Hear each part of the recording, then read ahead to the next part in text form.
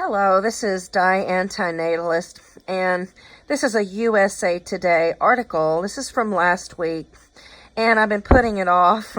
I was going to add another segment to this particular article, but that just never transpired. So I wanted to get this out before it was, too late. But it says suicide, addiction deaths surge.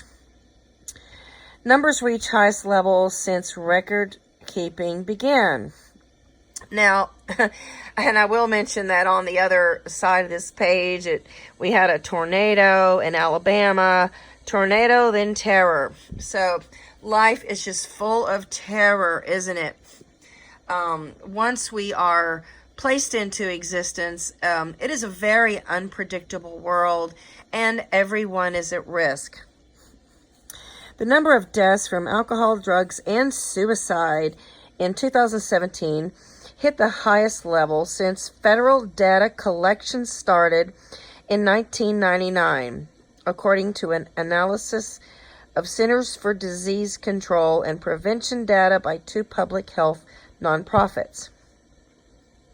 The national rate for deaths from alcohol, drugs, and suicide rose from 43.9 to 46.6 deaths per 100,000 people in 2017, a 6% increase. That was a slower increase than in previous 2 years, but it was greater than the 4% average annual increase since 1999.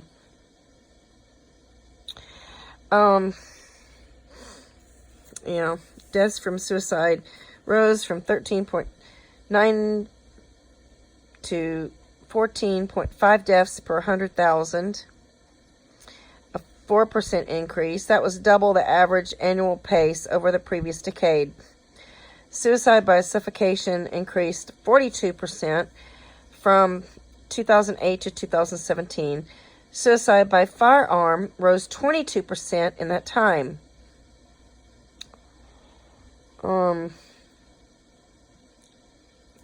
It's almost a joke how simple we're trying to make these issues. We're not changing direction, and it's getting worse. Well, I can simplify the deaths from addiction and suicide by saying everyone that is placed into existence is at risk for suicide or addiction. So it's very simple, folks. Don't reproduce, and there will be no suicides or addiction. And here's a graph here.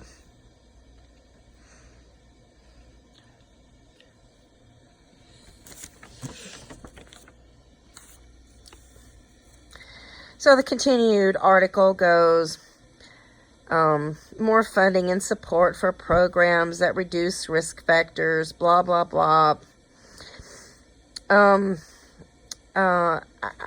noticed from my own family there were a couple of suspected addicted people, one for certain, and there was actually one homosexual in my, immediate cousin family, and homosexuals are more at risk for suicides, and I'm sure by now there are a couple of opioid addictive relatives, and then there was also relatives with strokes.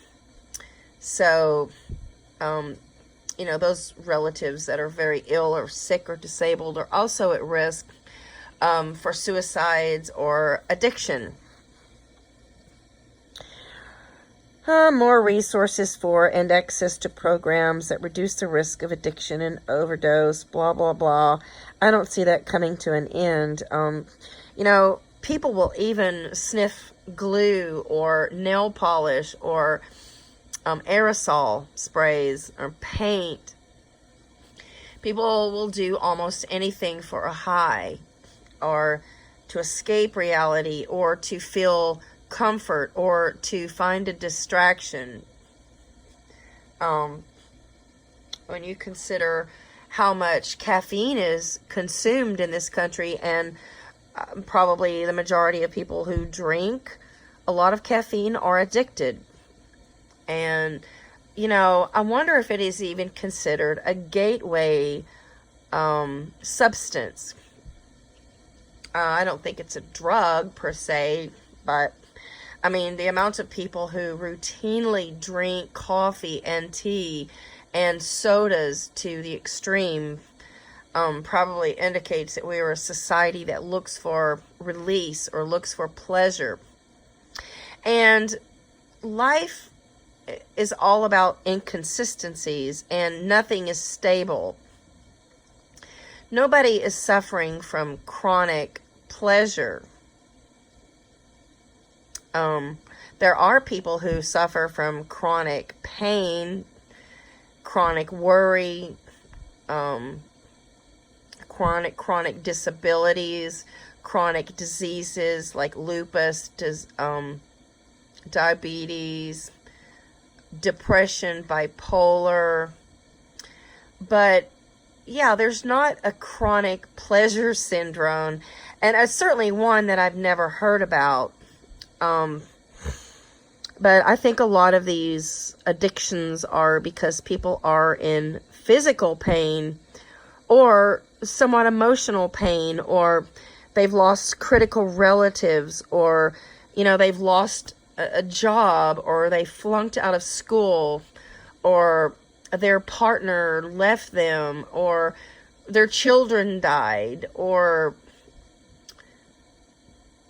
they are alone, or possibly see no hope for the future. And basically there's no hope for anybody. Hope is delayed.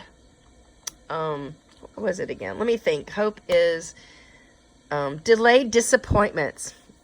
Heard that somewhere, and I thought it was really worth repeating. Hope is delayed disappointments. So, I underline this particular sentence. While overdose antidotes and treatment for opioid abuse are needed, Miller says it's not going to fix the underlying problems that lead people to end their lives. Now, the underlying problem is that they were placed into existence. They were born. The fact that they were placed into existence means that they will suffer, age, decline, and die.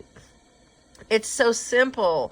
It's almost too simple to, I feel like I'm totally wasting my time making these videos, because it's so obvious to me that if you want to prevent harm and death, disease and poverty and crime, overpopulation, did I say disease?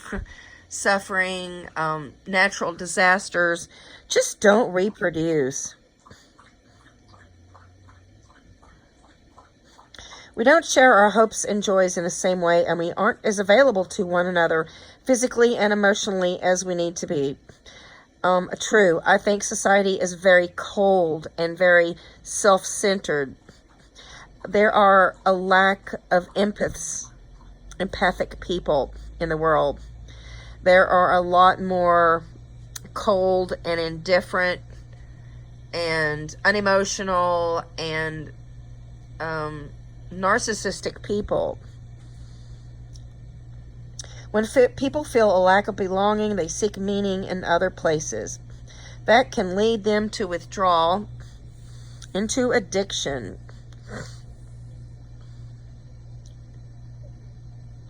We are a society that criticizes and lacks compassion, integrity, and empathy. I work daily with individuals who have their own demons.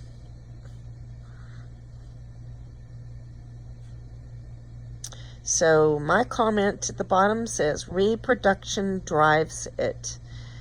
Absolutely. Reproduction drives suicide. So we can all expect our bodies to let us down.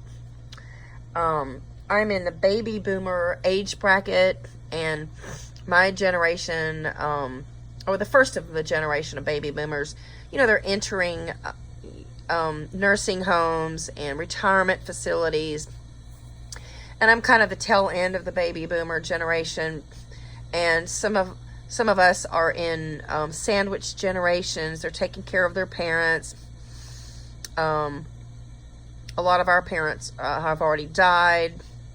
And some of them are even taking care of their own children. So their children did not leave the nest. They come back and forth. They're living in mom's basement, or they just didn't cut the mustard in their careers. Maybe they failed. Maybe they didn't save enough. Maybe they just couldn't hack paying back their student loans. But anyway, life is unpredictable, and the only thing that's going to fix life and its problems is to stop reproducing in the first place. So thank you for watching my video, and please subscribe if you already haven't.